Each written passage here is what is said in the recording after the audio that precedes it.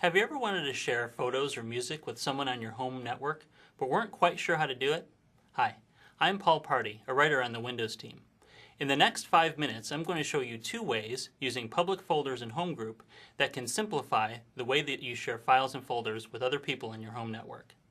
If you've used shared folders in Windows XP, you can continue to use them in Windows 7, but they're now called public folders. Let's suppose I want to share recent vacation photos with other family members who use this computer. In Windows 7, I simply drag the photos I just grabbed from my camera to public pictures. Now members of my family can access those pictures from their accounts by finding them in the Public Pictures folder. Public folders are handy, but they require you to move files around, which you may not want to do.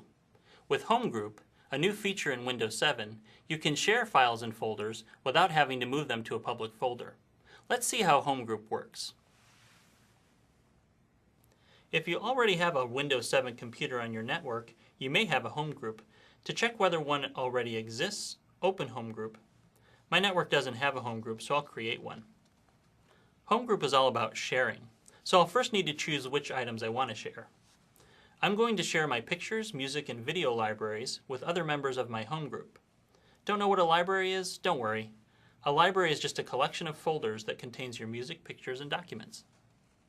Now that I've shared items, Windows shows me a password which others will need to join the Home Group. I can always display the password later if I need to. On the settings screen, I can adjust which items I'm sharing, and even choose to send media directly to programs and devices on my Home Group. This is where I can view or change the Home Group password as well. Okay, so the Home Group is set up, and now I'm sharing my libraries with others on my home network. Hi, I'm Kim Douglas, another writer on the Windows team. My computer is also on this network, so I'm going to join the home group that Paul set up and share some of my libraries. Windows 7 will detect that it exists on our network and I can join.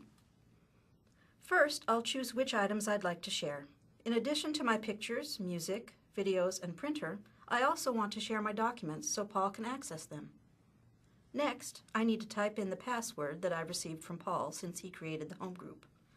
I have now joined the home group, and I can view shared files and devices from others also on the home group. In addition, I'm sharing my files and printer, which Paul can access from his computer. All shared libraries are available right from Windows Explorer, so I don't have to go hunting around for them.